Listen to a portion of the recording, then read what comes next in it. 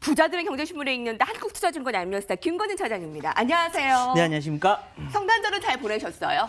네, 집에 있었습니다. 네. 어제 나가신 분들은 많은 인파에 오히려 짜증이 나셨을 겁니다. 아, 네. 캐롤도 잘 안 나왔고요. 자, 집에 계신 분들은 아마 미증시를 보면서 더 짜증이 났겠죠. 이런 산타에 기대했던 랠리는 멋이 중원디. 네네. 예, 그렇습니다. 네네. 산타도 돌아가고 시장공강텐 여러분들과 시장공강텐을 끝까지 함께하겠다라는 것을 말씀드렸는데요. 자, 먼저 글로벌 주요 증시 크리스마스의 악몽. 한국 증시 전망 첩첩산중 오늘 첫 이슈로 준비했습니다. 내용 보시죠. 강세장을 누리던 미 증시가 올 들어 하락세로 돌아섰습니다. 미 증시는 대공황 때보다도 더 나빴다라고 평가를 내고요. 사상 최악의 12월 또한 주요국 증시 가운데서도 가장 높은 미 증시의 하락률을 기록을 하고 있습니다. 연말 코스피 지수 사수가 2,000선이 가능할까라는 게 지금 시장의 필두가 되고 있고요. 먼저 나스닥 지수의 상황을 보면 나스닥의 약세장 진입 1992년 이후 네 번째로 돌아섰습니다. 그러니까 이게 나스닥 지수가 고점 대비 20% 이상 하락한 걸 베어마켓 뭐라 그러죠? 그 약세장이라고 네, 약세, 표현을 네. 하는데 자, 전통적으로 볼게요. 약세장 진입 이후에 약 10%의 추가 하락이 있었대요. 네네. 그러면 그렇죠. 그런 걸 봤을 때 과거에 비춰보면 추가 하락 가능성이 여전히 남아있다는 네, 것을 볼 수 아직은요. 있잖아요. 네, 그렇습니다. 뭐 지금 현재 미국 시장 같은 경우는 조금 더 밑으로 내려올 게 좀 남아있지 않나라는 거. 사실은 주봉을 봐도 없고요. 월봉을 봐도 어떻게 보면 좀 지지선이 어떻게 보면 조금 더 아래로 있다라는 거 얘기를 해드리겠습니다. 뭐 다우존스 산업지수 같은 경우는 2만 선에 대한 이런 이 정도나 돼야지만 겨우 어떻게 보면 지지선이 나온다라는 거 얘기를 해드리겠습니다. 지금 현재 2만 1,700선이니까 여기서 한두 번이 더 내려와 줘야지만 좀 지지선이 나올 것 같다. 가장 큰 원인은 뭐냐면 미국의 이런 기업들도 지금 현재 이익 추정치가 점점 하락이 되고 있다는 겁니다. 우리나라가 10월 달에 이미 겪었던 이런 이슈들입니다. 근데 미국 같은 경우는 지금 겪고 있다라고 얘기를 해드리겠고요. 오늘 같은 경우는 우리나라 시장은 아마도 배당에 대한 이런 이슈들 때문에 조금 더 위로 올라와 줄 수 있지 않을까. 하방 오후에는 좀 긍정적으로 좀 바뀌지 않을까라는 생각은 할 수 있다라는 거. 물론 어떻게 보면 긴 텀을 가지고 계속해서 지금 현재 매매를 하셔야 될 것 같고요. 지금은 단기적인 매매보다는 한 단 뒤로 물러나서 어떻게 보면 매매에 임하시는 게 훨씬 더 나을 것 같다라는 거. 조금 긍정적인 얘기를 많이 해드리고 싶은데 긍정적인 얘기를 해드릴 게 없다라는 게 조금 차장님, 많이 아쉽다라는 거 얘기드리겠습니다. 고점 대비해서 20% 이상 하락을 하면 그게 약세장 진입이라고 얘기를 많이 합니다. 그렇죠. 네. 베어마켓. 네. 자, 근데 여기서 과거를 비춰보면 10%의 추가 하락이 나온 다음에 반등이 나왔다라는 거죠. 그러면 네네. 지금 더 하락할 게 남았다라는 그런 분석인 거죠. 뭐 그렇습니다. 지금 미국 시장 같은 경우도 지금 현재 추가적인 하락이 더 나올 수 있을 것 같다라는 거 얘기를 해드리겠습니다. 네. 한국 증시는 사실 12월 들어서 미증시에 비해 상대적으로 선방했습니다. 네, 많이 선방하셨죠. 이런 걸로 봤을 때 우리가 미증시 올라갔을 때 뭐 올라간 게 있느냐. 그래서 덜 하락하는 게 아니냐라고 얘기를 할 수가 있는데 코스피는 최근에 2050선에서 강한 그 지지선이 발생이 되면서 추가 하락을 막았습니다. 근데 오늘 2050 일단 깨졌고요. 2030선이죠, 지금. 미국과 일본 증시의 연쇄 급락으로 코스피 지수 2000선을 일단 사수하면서 연말을 마무리할 수 있을지. 그걸 어떻게 보십니까? 우선은 뭐 이제 오늘 포함하면 3일 남았고요. 그렇게 되니까 제가 생각했을 때는 사수는 할 수 있을 것 같다라고 생각을 합니다. 2000선 위에서 아마 올해는 마무리가 될 수 있을 것 같은데요. 희망사항이 될 수도 있지만 어찌됐든 지금 현재 우리나라는 어디에 지금 현재 많이 연동이 되냐면 바로 중국 증시하고 연동이 되고요. 지금 현재 중국 증시는 지금 현재 미중 간의 이런 무역전쟁, 무역 분쟁이 조금씩 잘 되고 있다고 봅니다. 가장 크게 문제가 됐던 뭐 지적재산권에 대한 얘기나 기술 유출에 대한 것은 조금씩 잘 발맞춰서 가고 있다고 한다는 거. 근데 미국 증시는 뭐 때문에 지금 깨지고 있다? 결국 가장 큰 것은 어떻게 보면 민주당과 트럼프의 지금 대립 관계에 대한 이런 이슈들 때문에 셧다운이 좀 길어질 거다. 올해만 해서 이 셧다운이 세 번이었는데요. 뭐 첫 번째, 두 번째는 하루 이틀로 그냥 바로 끝났습니다. 그건 어떻게 보면 보여주기 시였는데 이번에는 좀 길어질 수 있을 거다라는 이런 이슈들 때문에 조금 더 오래 갈 수 있다. 어떻게 보면 우리나라는 지금 현재 중국이 시장 어떻게 보면 중국 시장이 잘 잡아주고 있고요. 이전에 끝났던 금요일 날 같은 경우도 좀 잘 위로 올려서 끝내려고 하는 모습이 나왔다는 것처럼 우리나라도 거기에 좀 영향을 좀 더 많이 받지 않을까 기대를 해보겠습니다. 12월 들어 미 증시 폭락에도 한국 증시가 상대적으로 잘 버텼지만 26일 배당 기준일, 오늘 배당 기준일이 지나고 네. 내일 이후에 매물 출회 가능성이 높아졌다. 1월 중순까지는 글로벌 증시 하락의 영향권에 들겠다라고 예상을 하고 있습니다. 이게 어제 밤 기사인데요. 배당락 D-2, 그러니까 오늘이니까 D-1입니다. 내일이 배당락일이고요. 오늘이 배당 기준일입니다. 자, 증시 그 지수 내가 가지고 네네. 있는 종목에 매도를 하는 것이 나을까? 그러니까 보유를 하는 것이 나을까? 어느 쪽이 더 유리할까라는 그 질문인데요.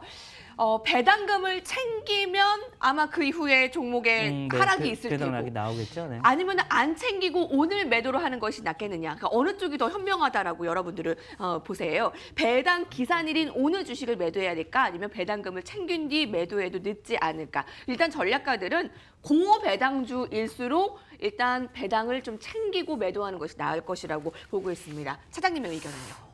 그렇습니다. 경험상 지금까지 경험상 대부분이 아마 그랬던 것 같습니다. 배당까지 받고 챙기는 게 맞다라는 거. 지금까지 가지고 가셨다면 주가에 어떻게 보면 이 수익률도 그나마 좀 괜찮을 거다. 잘 버텼다라고 생각을 하시면 될 것 같고요.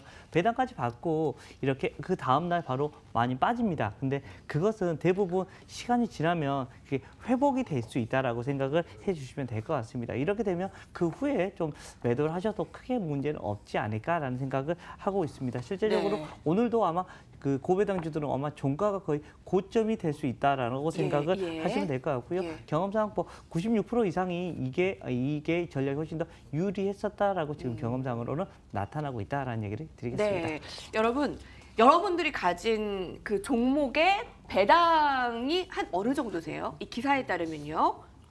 2% 이상의 배당이 있으면 그건 가져가라라고 그렇죠, 네. 이야기를 합니다. 내가 가지고 있는 배당 수익률 한번 체크를 해보시고요. 배당락일의 시가 하락, 그때 오히려 저가 매수 좀 그렇죠. 네. 추천하는 분도 있습니다. 그 한 배당락일에 좀 많이 너무 많이 하락을 하락했다가, 하잖아요. 네, 그렇죠, 이게 네. 충격적일 정도로 네. 그때 매수를 하라라는 것이 중소형주가 강세를 보이는 이런 효과를 기대하기 때문인데, 자, 코스피 200보다 코스닥 150의 성과가 더 양호할 것으로 이런 효과 예상을 하고 있고요. 실제로 최근 10년간의 분석을 해봤어요. 코스닥은 배당락이 발생한 후 한 달 평균 8% 상승했대요. 자, 코스피에 비해서 6%포인트 초과 수익률을 거둔 것입니다. 자, 배당락일의 하락을 이용해 저가 매수, 어떤 거 매수해볼까요? 대표적으로 많이 그런 빠질 수 있는 이런 종목들이 있습니다. 실제적으로 코스닥 같은 경우는 배당에 대한 이런 이슈들이 상당히 많이 있는데요. 실제적으로 홈쇼핑 관련된 주식이나 한샘이나 이런 이 종목에 대한 얘기도 많이 나오고, 통신주들이 어찌됐든 제일 안정적으로 움직여줄 겁니다. 통신주들 어떻게 보면 이번 5G에 대한 이슈도 있고 하니까 아마도 하락했던 만큼 다시 빠르게 올라와 줄 가능성이 크다라는 얘기를 드리겠습니다. 네. 올해 시작할 때 여러분 관심이 굉장히 컸던 게 지주사였습니다. 이 주주환원 정책, 네, 그렇죠. 네. 이 가치 제고에 대한 기대감이었는데 그 기대감이 싹 빠져버렸어요. 네, 네. 그랬는데 내년을 시작하는 또 다른 도돌이표가 될 수 있지만 다시 주주환원책에 대한 기대감이 커졌습니다. CJ의 주가가 연초 대비 25%나 하락했습니다. 그런데 이런 주식 배당, CJ도 높은 편이고요. 중장기 주주 환원의 시작이다라고 보고 있는데 올해 CJ 주가 추이 연초 대비 25% 하락, 특히 올리브영을 운영하는 올리브 네트워크스의 비상장 실적 우려가 커지면서 상장 지분 가치가 떨어졌는데요. 자, 이제 중장기 주주 가치가 제고되며 주주와 소통 강화 기대감이 확산되며 주가가 재평가될 것으로 보고 있습니다. 목표가 한 16만 원으로 KTB 투자증권에서 6.7% 상향 조정했습니다. 올해 초 시작할 때 이런 지주사의 기대감은 엇나갔지만 네네. 지금 다시 얘기 나오고 있는 부분에 대해서는 어떻게 평가할 수 있을까요? 우선은 조금 CJ 같은 경우는 근본적으로 좀 많이 저평가되어 있는 거 분명히 맞는 것 같다라는 거 얘기를 해드리겠습니다. 앞에서 우리 아나운서님이 언급해 주셨던 것처럼 올리브영에 대한 이런 가치가 조금씩 빠지면서 이거 이렇게 되면 안 되는데라는 이런 얘기가 많이 나왔던 게 사실입니다.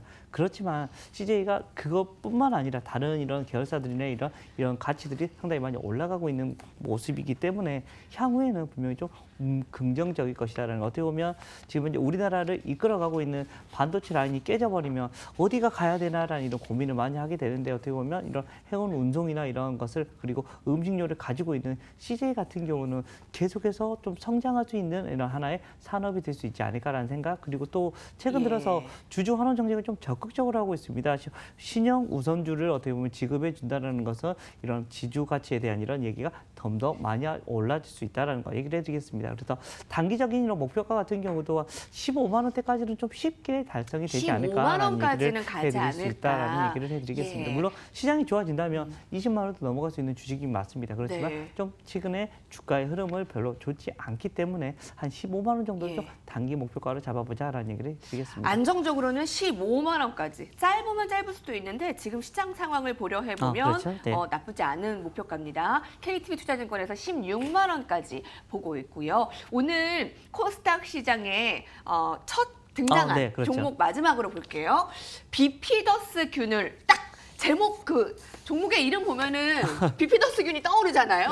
비피도라는 종목이 새롭게 신규 상장했습니다.